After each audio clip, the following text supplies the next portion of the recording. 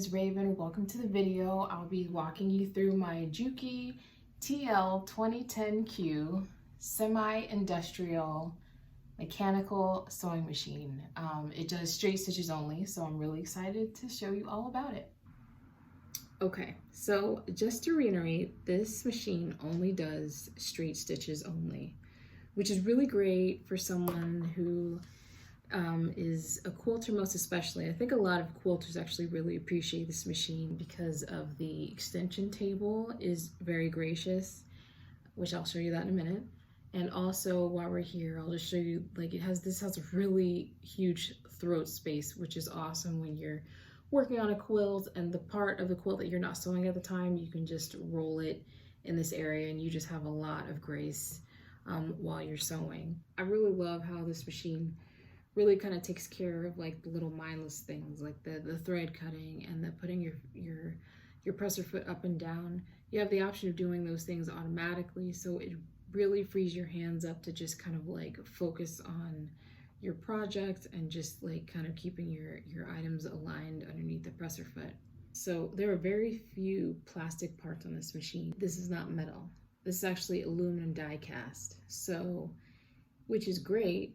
But most of your industrial machines are metal, so it's fine. Just know, don't bother using a magnet on it. So here's a side-by-side comparison of the extension tables, just for reference. But also, like, kind of keep in mind how big this table is and how much throat space you have here versus this guy. I tried to do a quilt and this was just extremely frustrating.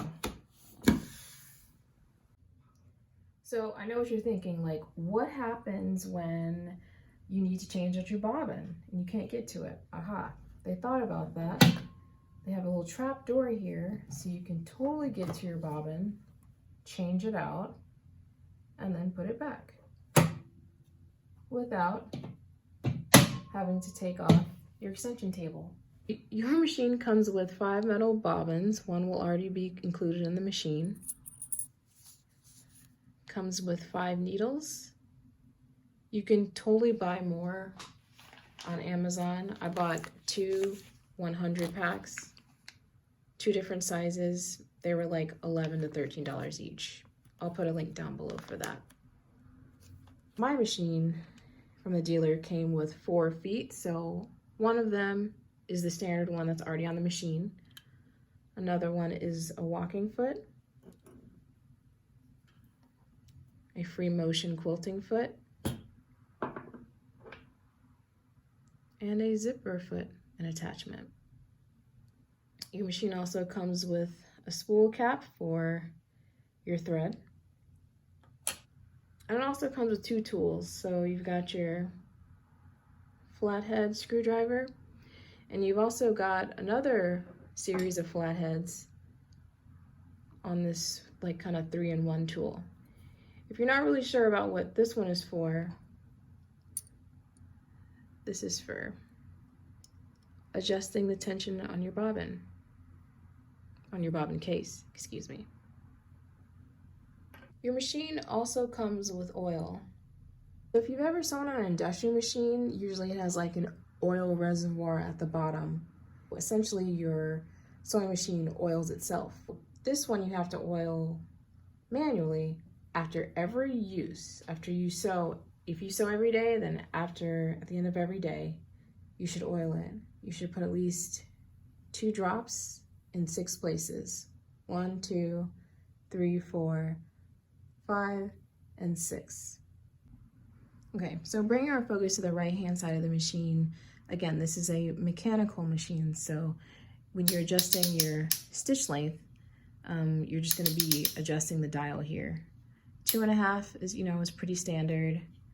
You're going to drop it all the way down to 0 if you just basically want the needle to just go up and down. You don't want it to go in any direction. And this is going to be useful when you're like darning or using this free motion quilting foot. And then of course you'll bring it all the way to 6 if you're basting. This right here is your speed, the hair being the fastest, and this machine goes up to 1500 stitches per minute, as opposed to my other machine, it went 800. So it's about doubled. And you know, the tortoise being the slowest speed. This is your reverse lever. This right here is your thread cutter. Or alternatively, you can use the presser foot. I know it's kind of big. So, you know, obviously you usually press your foot down on the presser foot to make, you know, your sewing go faster or slower. You know, you can control the speed of your sewing. But if you rock your heel back, right here, it'll activate the thread cutting as well. So you technically never have to push this button. You can just rock your foot back and it'll cut the thread for you, which is actually really convenient. This is your needle up and needle down button. And this right here controls your feed dogs. So this is your feed dogs up. And if you switch it, this is your feed dogs down, which again, you'd probably use if you were free motion quilting. Here you can optionally put in your knee lifter, and that will allow you to bring the presser foot up and down without actually having to use your hands. Okay, so now let's focus on the left-hand side of the machine. So there's probably gonna be a couple elements that you'll notice right off the bat are a little different from a regular home sewing machine. These two are your tension dials, as the name would suggest. They help you change the tensions, which give you much greater control of your stitch quality. So you'll definitely see those two dials if you ever use an industrial machine. When you're threading your machine, you're gonna make sure that you put the thread between these tension discs right here. So there's tension discs here, and there's also tension disc here. When you're threading your machine, you wanna make sure that your presser foot is in the up position, because those tension discs are separate when your presser foot is up, and when your presser foot is down, and when you're ready to sew, it clamps it, so it holds on to it and makes sure that the tension is taut as your thread is coming through the machine as you're sewing. Presser foot down, presser foot up. Watch this part right here. So when I put the presser foot down, this should move inward a little bit to clamp it, and then when I put the presser foot back up, it'll move it back. Down, up, down, up. Something else to notice actually is this right here. So this actually controls the pressure of your presser foot. If you notice right here, so if you were to spin this, whether you turn it to the left or to the right, it would adjust this little blue thing right here. So right now it's in the middle. I like where it is. I haven't touched it yet, so I'm just gonna leave it there. But you'll see this associated picture, which shows a down arrow and a picture of a presser foot. So it's basically letting you know that that is controlling how hard or how much pressure, how much or how little pressure is being forced on your presser foot. So basically, whatever material you're holding underneath, how hard or how soft it'll be holding onto that material. Another thing to note that's a little different is you'll see these 3 holes right here that for the thread guides. So right now you'll see that the thread is only going through 2 of these. That's because I'm using regular thread. If you were using something like a nylon thread, something that was a little slipperier, you would use all 3 of the holes to kind of help with your tension. So this is basically your telescoping thread guide. So with these, you can really accommodate all sizes of threads, your cone threads. If you have a smaller spool of thread, you can put this cap on top and it'll kind of like hold it there.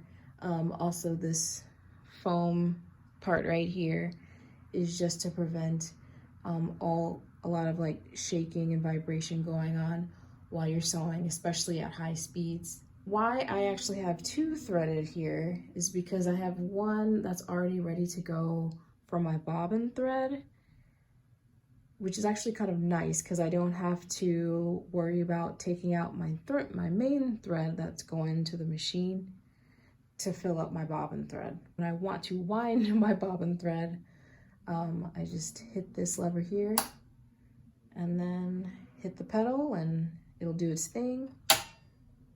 Undo it, and then I can just keep sewing with my main thread.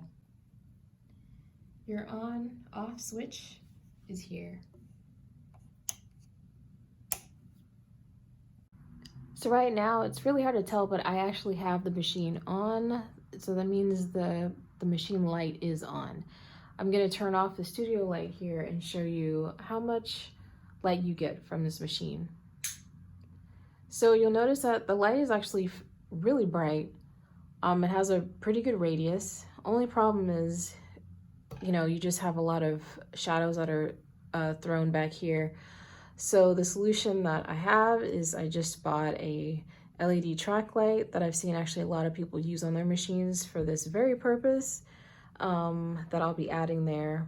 Just because, again, it's a great light, but it could just be better.